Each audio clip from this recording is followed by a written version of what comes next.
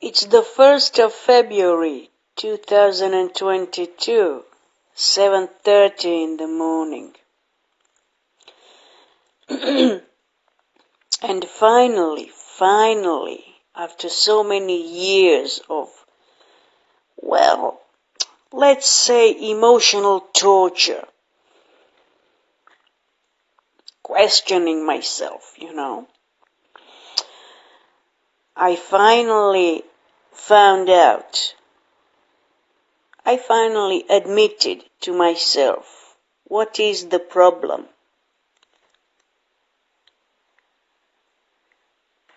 And the problem is this.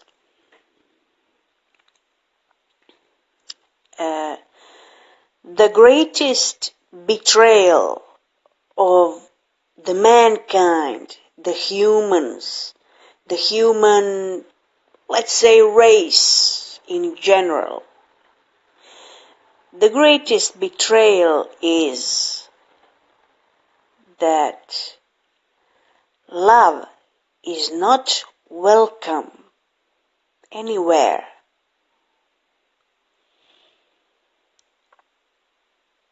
You don't do anything out of love. If you do, it's like, how shall I say this? It's like you're gonna get punished or refused or something like that. So why should I be begging for love somebody else? You get it in your own family, don't you? You get it everywhere. How about a job? It's not good to do a job out of love, isn't it? Sometimes some people do. But then they usually fall into a trap or something, There are certain unexpected problems to deal with. But love is not welcome. Especially here where I live, People don't appreciate, it's not appreciation actually, it's the respect. People don't respect anything or anyone. And I remember during the war when people from the United Nations came here, they said the same thing. They usually said they like our women, but they don't like men, Men don't like anything, anyone. They would just give orders. And that's the truth. That's how I remember even the old people. That was back then, But it's the same thing today. Only a few things changed. And that's the stupidest, biggest lie there is. That love is not welcomed. When I look at my childhood, my growing up, something like that, the school days, everything I did out of love, it was spat on, it was ridiculed, it was in some way, you are stupid. Like, love is stupid. Love is to do something out of love, out of joy, the joy of life actually. This is the joy of life, Everybody thinks you are stupid, your life is stupid, your thinking is stupid, You don't know the reality of life. Maybe you don't know the reality of life. And you behave like a shithead. This is what it looks like to me. Like a stupid robot in a factory. Where I come from, we had like 13, 14 factories, Everybody, after the Second World War, everybody ran from the village to work in the factory. It was better to work in the factory for a small wages than to milk a cow in your own house, So after the Second War, that was in the 90s, people paid a very, very high price for that. Suddenly, even if you were on the village, it was wrong, even if you were in town, it was wrong, because all factories just failed, Nobody received salary. My mother didn't receive salary for like 6-7 months. I'm not even going to go into that, it's a long, long story. But the thing is, there was absolutely no money. There was absolutely no way to, where would you run? Where would you go, It's like the feeling is like you are a hostage of your own country or your own town. I remember, to me, at those times in the 90s, there was so little money that going to the capital city, just sit on the train and go for a few hours. It's a few hours ride to sit on the train and go to Zagreb, for example, the capital town. It was a dream to me, It's like we have nothing. So I remember we sold some things, I remember, like for the house, like wooden pegs or something like that. So we survived. But I'm telling you, the moment you were born, you have been told that it's actually not appreciated. You've been taught, not told, but taught, that doing something out of love, it's not appreciated. It's not the thing, It doesn't matter what you like to do, what you enjoy, the joy of life, You're walking somewhere and there is a wind blowing into your face, blah, blah, blah. The feeling is bullshit, What do you mean? It's a lovely feeling. You love to do that. You must be a robot, you must be a servant, you must be a stupid fucking slave, and you must go to school, which you obviously hate. Of course you will learn something, but you hate the fucking thing, don't you?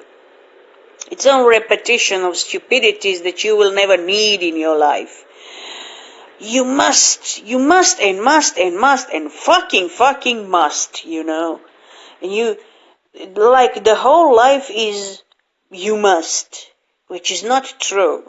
The whole life is supposed to be nice and free. Not you must. And everywhere you go, it's the same thing, Only, for example, if you go to, let's say, you go to France, it's a little bit different than here. You go to, I don't know, Bulgaria, it's a little bit different than here, But it's the fucking same thing, And don't tell me any bullshit about my videos. Oh, she said fuck, she said shit, she said bullshit. Don't tell me about that, because you people have taught me that. You have showed me that. You have showed me desperation. You have shown me slavery for money. You taught me that. In every country, in every movie you make, in every bullshit that happens. You don't even have to swear. You don't even have to say one swear word. But your actions will show that you are a bastard too. So shut the fuck up. When you are spotless and perfect, a god, then you can criticize me or anybody else. Until then, shut up. You are not spotless. You are not the mother of God to tell me something, what to do or how to do it. So shut up. Whatever religion you are, wherever you belong to, whatever you do or you don't do, shut the fuck up. And I dare to challenge you.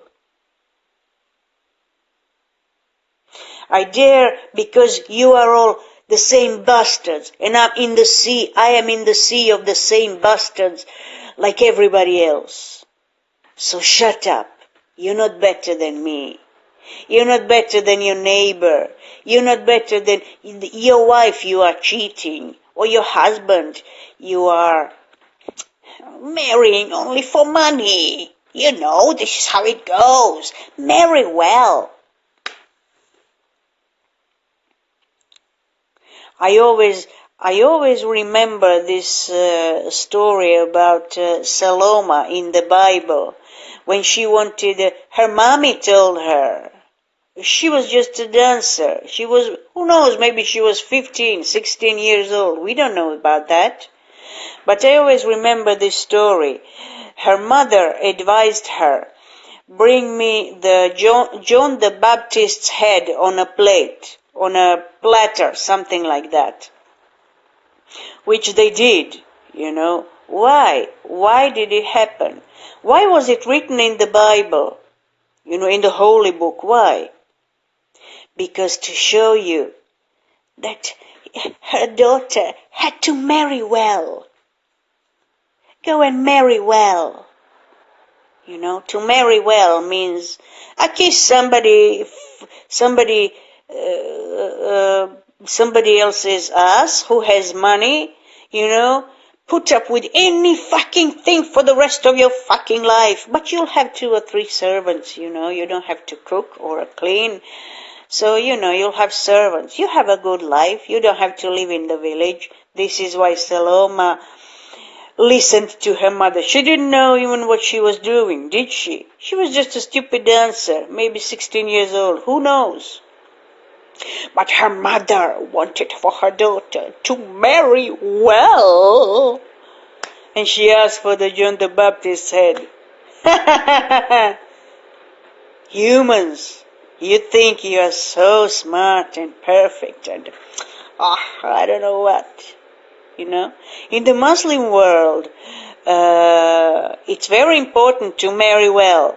There is one phenomenon in Bosnia. This is a typical Bosnian phenomenon, that women were going to, you know, especially if she is from a little bit better family, so they could afford to go to college. She finishes college. It's important to finish college, to get a college degree. University degree, just to marry well, you know. She has a university degree, but she never works, because university degree, it's like, how shall I say this? I'll say this in my own style. It's the permission for her own pussy to be married well, you know, paid well. You know, it's not the permission to work. It's like a label on her vagina. Yeah, I have a university degree. I have a brain. So marry me. Something like that. It's a typical Bosnian phenomenon, and it still goes on today.